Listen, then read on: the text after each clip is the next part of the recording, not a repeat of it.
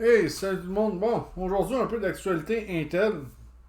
Les nouveaux processeurs Intel Arrow Lake sont sortis, dont le Core Ultra 9 285K. Euh, Moi, je vais vous expliquer pourquoi que je... Tu sais, le 285, le Ultra 9 285K, il est un peu moins performant apparemment en jeu. Ici, ils disent le meilleur processeur Intel de nouvelle génération est décevant pour les PC gamers et voici pourquoi. Bon, je vais vous dire une affaire. On n'a pas besoin d'un corps ultra 9 ou d'un i9 pour gamer tant que ça. Moi, je connais beaucoup de monde qui ont des i7 pour gamer et ils peuvent gamer en 4K puis en 2K facile. Il y en a qui disent ouais, mais en 8K c'est plus difficile. Ouais, ben regardez le prix des écrans d'ordinateur 8K là. C'est quasiment le prix d'un système complet. Faut penser à ça. Fait que sur jeuxvideo.com, il dit la course à la puissance s'arrête ici. Intel prend enfin le problème de la consommation en compte avec son processeur Ultra-Core 9 285K. Est-ce que pour autant de meilleurs processeurs pour l'applicatif? C'est ce qu'on va savoir. Fait qu'on on va baisser un peu. Fait qu'on va regarder la présentation du processeur. La présentation est caractéristique du processeur Intel Core Ultra 9 285K. Moi, je préférais qu'il appelait Core i9. Là, je sais pas, c'est plus long à prononcer. Core Ultra. C'est sûr que ça fait plus punché. C'est plus tape à l'œil, tape à l'oreille. T'sais. Le processeur Core Ultra 9 285K s'inscrit dans la lignée des processeurs de la série 200S d'Intel sous le nom de code Arrow Lake. Ce processeur est conçu principalement pour les professionnels à la recherche d'un équilibre entre performance et efficacité énergétique. Contrairement aux générations précédentes où Intel focalisait principalement sur la puissance brute, la série Ultra 200S et en particulier le Core Ultra 9 285K met l'accent sur une consommation énergique optimisée tout en maintenant de grosses performances. Bon, évidemment, le Core Ultra 9 contient 24 cœurs, 16 Efficient Core puis 8 Power Core. Le nombre de Power Core n'a pas augmenté. Puis pas vraiment non plus le nombre de Efficient Core, parce que si je ne me trompe pas, le i9 14900K, il y a 16 Efficient Core. Il y a rien que le vieux i9 de deuxième génération, c'est 8.8. Donc le nombre de threads, 24. Température maximale 95 degrés, un TDP de 125 watts, ça ne bouge pas. Une fréquence de base de 3.7 GHz. En maximum boost, par contre, c'est 5.7. Évidemment, le socket LGA 1851. Bon, ok, prix de lancement, ça c'est en euros. Mais si vous voulez, je peux aller vous chercher le prix, mettons sur Newegg pour vous donner une idée. Sur Newegg, à combien qui se détaille. De toute façon, c'est pas des processeurs qui s'adressent à monsieur et madame tout le monde nécessairement. Ça s'adresse vraiment aux professionnels. Moi, c'est ça qui me fait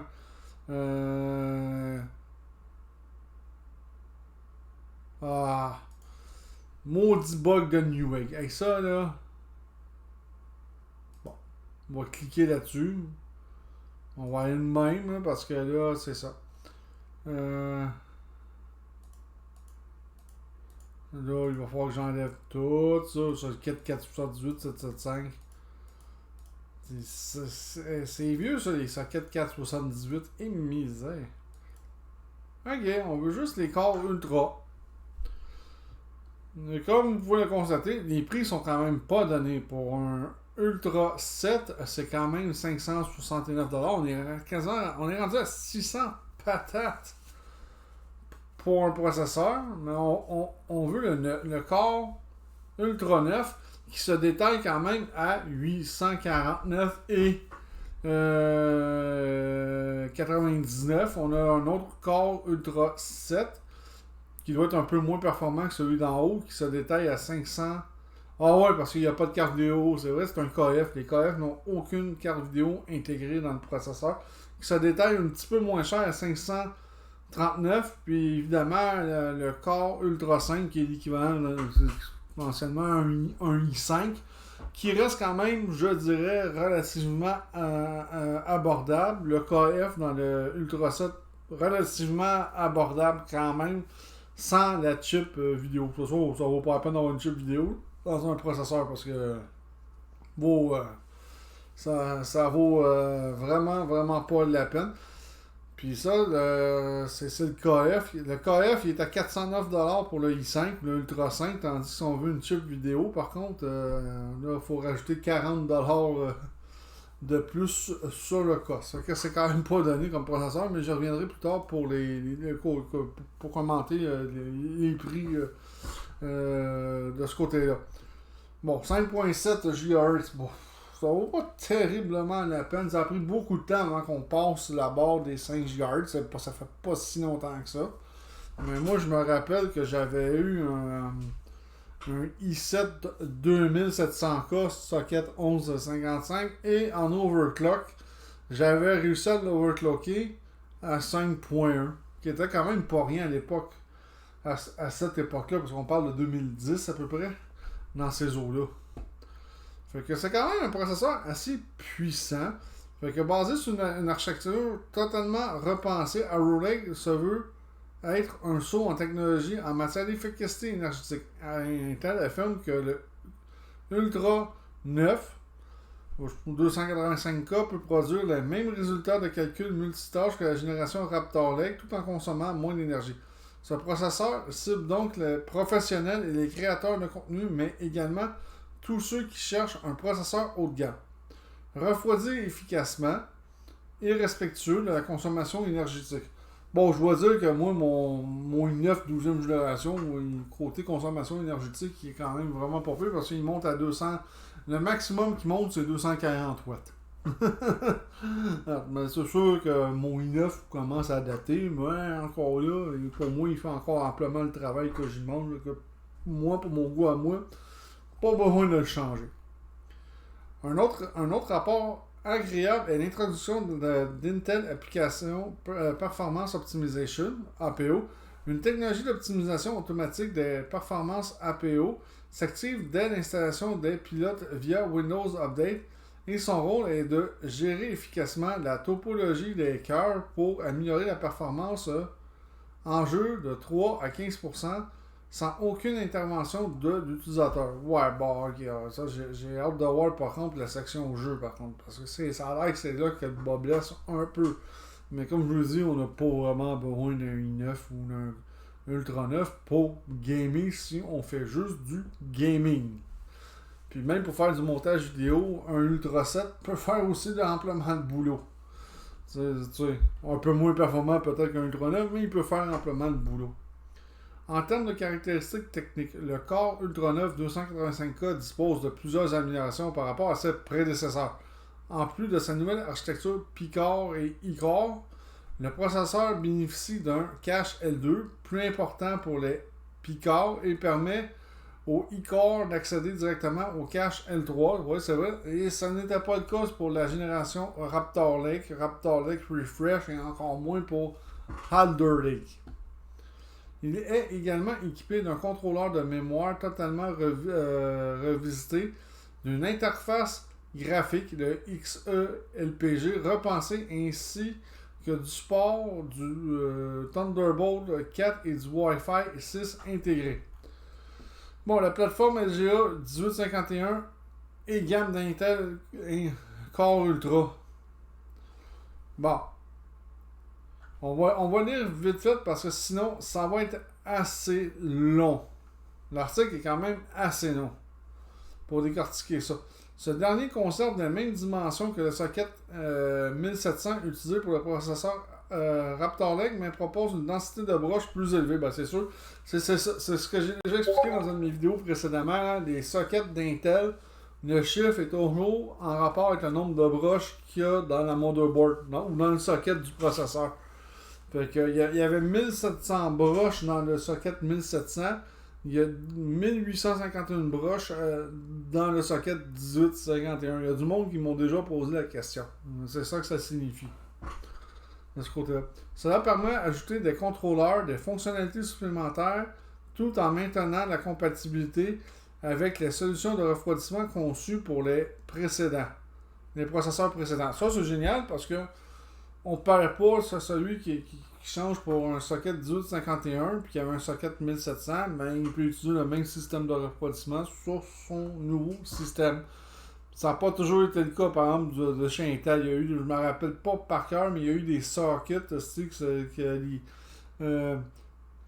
ça changeait. Fait que tu changeais ton système, mais tu étais obligé de changer ton refroidisseur en plus. Ça, c'était plate en chien.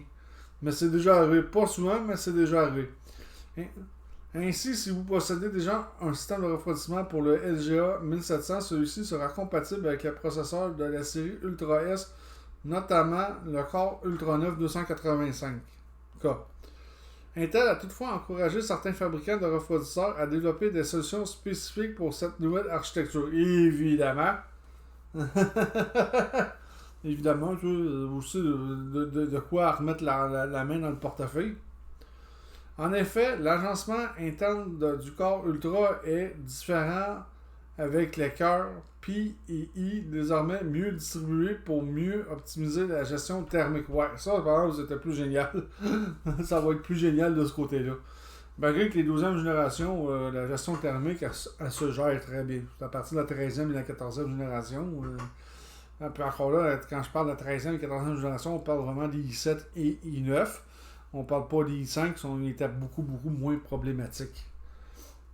La gamme Intel Core Ultra dispose bien entendu de multiples variantes, dont le Core Ultra 9 285K, il en parle beaucoup, est la version la plus puissante destinée aux utilisateurs à la recherche de grosses performances. Cette gamme inclut également des modèles destinés à des usages plus spécifiques, notamment les créateurs de contenu lourdement multitâches qui souhaitent pousser leur PC à la limite mort. Cependant, une question reste en suspens. Intel n'a pas affirmé ou réfuté l'idée d'une plateforme avec une durée de vie beaucoup plus courte qui n'engloberait donc que cette génération de processeurs. Contrairement au socket 1700 qui prenait en charge des CPU de 12 à 14e génération. Ouais, ça c'est un petit peu. Ça, si ça se concrétise, c'est un petit peu plate. C'est vraiment, vraiment un petit peu poche. Mais Intel avait parlé que les prochains processeurs après les Arrow Lake, il allait avoir plusieurs gammes de processeurs. Autrement dit, il y aurait des processeurs juste avec des P-Core, des Power Core uniquement dans. Hein? Puis il y aurait des processeurs hybrides comme qu'on connaît présentement avec des Efficient Core puis des Power Core inclus dans la même chip.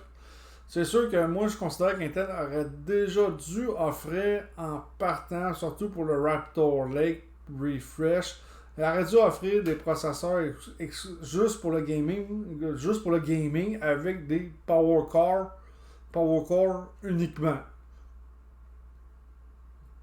Sans Efficient Core. Selon moi, ça aurait été logique parce que les Efficient Core ne servent pas tant que ça en gaming. C'est surtout les Power Core qui servent beaucoup en gaming. On parle juste pour le gaming. C'est sûr que là, si vous vous mettez à faire du streaming, du YouTube en même temps, là c'est différent. Fait qu'on va regarder la configuration du test.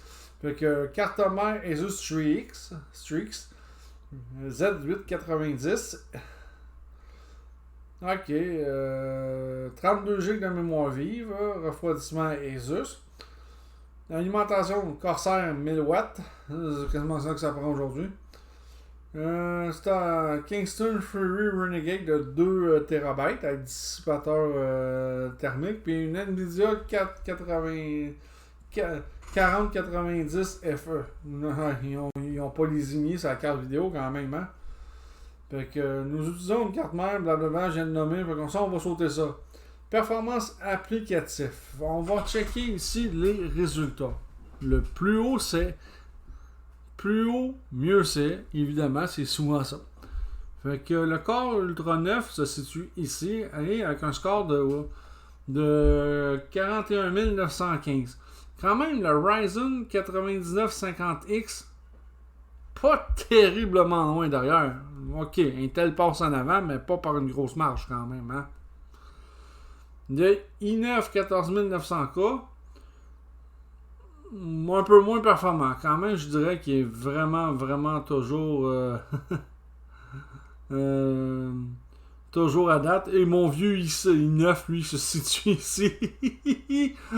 Et pour le Cinebench R33. Bof. Quand même. Je considère que c'est encore un processeur qui a encore pas mal. Je dirais qu'il y a encore pas mal. Quand même pas mal d'aplomb. Mais tu sais, faut pas oublier que le i9 date de 2020, je pense, ou 2021, 2020. Fait qu'il y a déjà comme 4 ans déjà dur d'existence. En revanche, on peut saluer la performance énergétique du ultra-core, puisqu'il parvient à obtenir des scores légèrement plus élevés que son précédent ou le Ryzen 9 9950X, mais avec une consommation électrique plus basse. Ça, c'est très bien. Là, ça, c'était le multicore. Ici, c'est le single core qui a été testé, le monocœur, le simple cœur. Fait que ici, quand même, le Ultra 9 passe étonnamment du i9 14900K, puis légèrement en recul pour le 9950X de chez AMD, qui est quand même un très bon processeur, soit dit en passant. Puis je veux même pas voir mon i9 à 1997 points. Ouais. Ouais, il se fait vieux. je dois avouer. Intel nous l'a clairement fait comprendre à travers sa communication. Cette gamme sous le socket LGA 1851 n'a pas but de révolutionner les performances de leur ancien processeur, mais d'optimiser au maximum leur architecture hybride qui fait toujours bien ses preuves. Ça, je suis entièrement d'accord. Puis je l'avais dit que ça serait une génération plus prudente de ce côté-là. On va sauter les performances, on va sauter directement aux performances en jeu, parce que sinon la vidéo va être extrêmement long. Performance en jeu, comme nous en doutions, la gamme Arrow Lake ne fait pas bondir la performance en jeu par rapport aux deux précédentes générations. L'enjeu d'Intel étant d'apporter des processeurs moins gourmands énergétiquement lors de nos benchmarks. Les résultats n'ont pas été étonnants, voire parfois en deçà de ce qu'on pouvait obtenir sur un i9 13900K. Ouais, le bas blesse un peu de ce côté-là. Cela s'explique par un autre facteur important à prendre en compte, Windows. En effet, Intel a dû retravailler sa surcouche logicielle suite à des soucis avec Windows 11. Il en résulte une limitation qui peut parfois se voir lors des benchmarks. Ouais, c'est Windows, il y a de la misère des fois à reconnaître l'architecture hybride d'Intel. Ça a été le cas aussi au début avec les Alder Lake. J'avais Windows 10 avec mon Alder Lake, puis j'ai eu des problèmes. Il a fallu que je saute à Windows 11. J'ai quand même attendu peut-être un an avant de sauter à Windows 11. C'est sûr qu'il y ait le moins de bugs possible de ce côté-là. Nous avons sélectionné 3 jeux vidéo qui vont nous permettre de voir la tendance globale au niveau des performances en jeu du Intel Core Ultra 9 285K. Parmi eux, Civilization 6, très bon jeu. Total War Warhammer 3 propose un benchmark qui pousse pas mal sur le processeur. Oh oui. Les tests ont été effectués en résolution Full HD. Ça veut dire Full HD, c'est 1080p. C'est pas en 2K, c'est pas en 4K, c'est pas en 8K.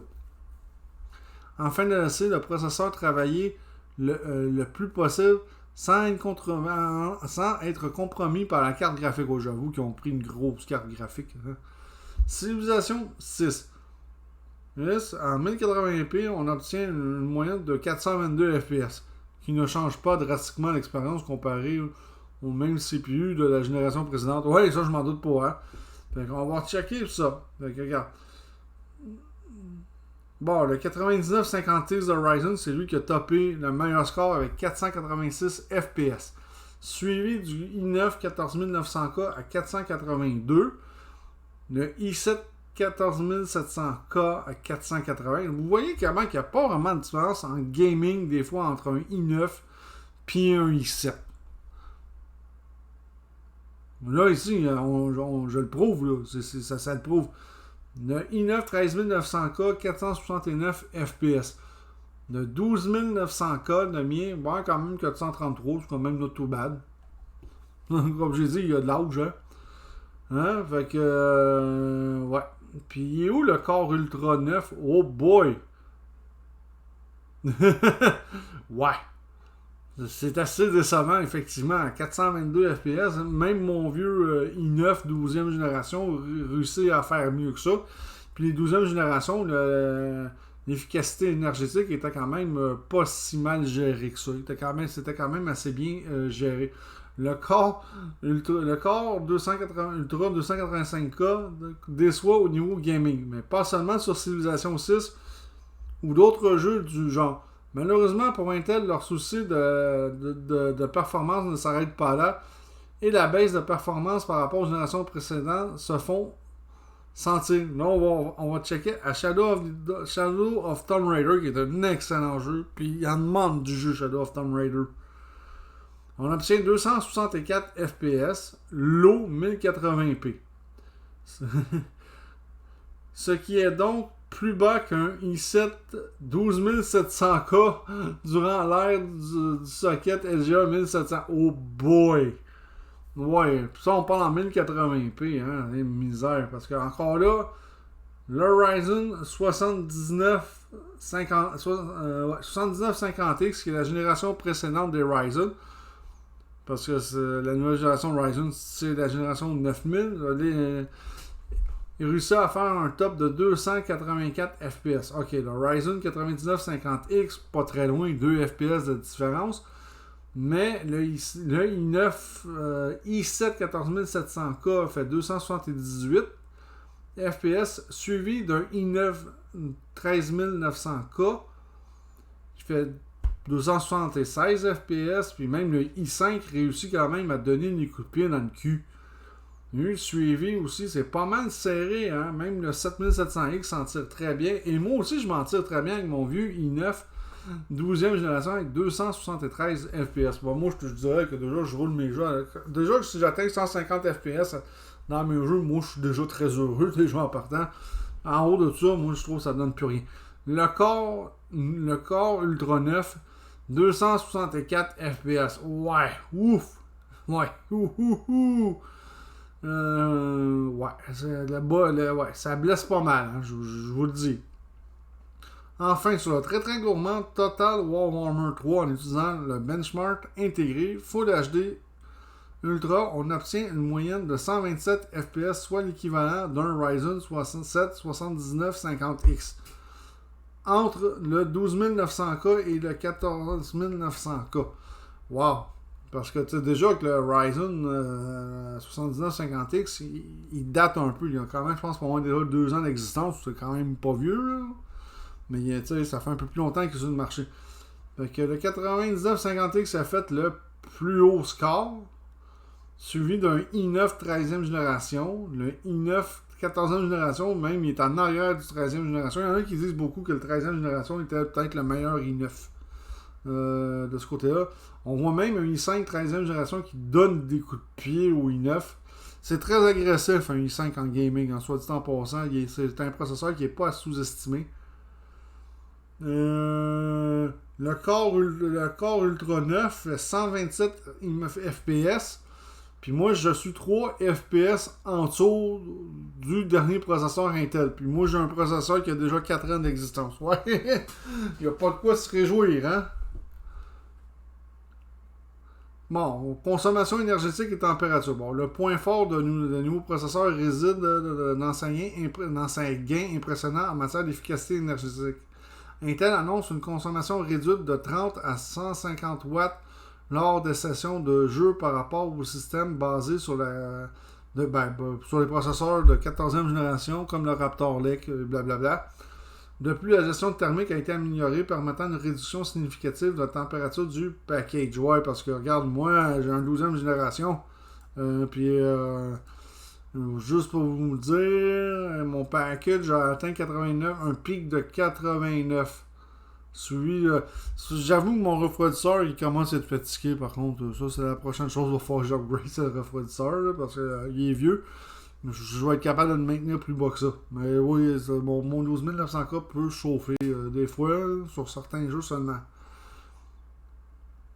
Ouais, c'est ça. Permettant une réduction significative de la température du package, ce qui fait du corps Ultra 9 l'un des processeurs forts les plus froids sur le marché actuel. Quand même, c'est quand même une bonne nouvelle de ce côté-là. La consommation énergétique en charge légère ou dans des situations de travail avec un seul trade a été réduite de 50% par rapport à la génération précédente. Dans certains cas, ce qui signifie que le corps Ultra 9 est non seulement plus performant dans certains cas, mais aussi beaucoup plus économe en énergie. Tant mieux. Pour les gamers, le Core Ultra 9 offre des performances comparables à celles de la génération précédente, voire encore d'avant dans la plupart des titres, mais avec une consommation énergétiquement drastiquement réduite. Les gains de performance peuvent aller jusqu'à 15% dans certains jeux, et la consommation énergétique peut être réduite de 30 à 150 watts selon les paramètres du jeu et la charge totale du système. Ben, c'est sûr que là, les autres ont sélectionné 3 jeux. Il faudrait trouver d'autres sites où est-ce qu'ils ont testé avec d'autres jeux. Durant notre benchmark sur le Cinebench R23, on remarque une consommation d'environ 220 watts, soit 50 à 60 watts de moins que le i9 14e génération. Moi en benchmark, je pense qu'il a monté à 240 watts mon i9. Qui est quand même pas si pire. Ouais, il est quand même assez froid. 80, 86, ça reste quand même assez froid. Fait que, en conclusion, on va regarder la conclusion. Légèrement plus puissant qu'un i9 14e génération, qu'un 14900K en applicatif. Moins gourmand en énergie que son prédécesseur. Performance décevante en jeu, je vous l'accorde. Mon 12e génération passe en avant. C'est pas compliqué. Là. Puis, manque d'informations sur la pérennité de la plateforme. Ouais, ça, c'est un autre problème. Ici, sur, mettons, les numériques. Les numériques en performance en jeu, il en parle pas vraiment. Fait que, en conclusion, moi, je vous dis que ça vaut pas la peine. Pour gamer seulement, acheter un Core Ultra 9 ou un i9, juste pour le gaming, pour moi, ça ne vaut pas la peine. Vous jetez votre argent par les fenêtres de ce côté-là. C'est carrément ça que je dis. Vous jetez votre argent par les fenêtres. Moi, je fais du multitasking avec le mien. Avec mon vieux i9, je fais du multitasking, j'en ai besoin. Mais pour le reste, ça serait juste pour gamer puis streamer puis ces trucs-là. Mais j'aurais pas de i9. J'aurais opté pour un i7 aisément, all the way. Fait que là-dessus, je vous dis ciao tout le monde, à la prochaine.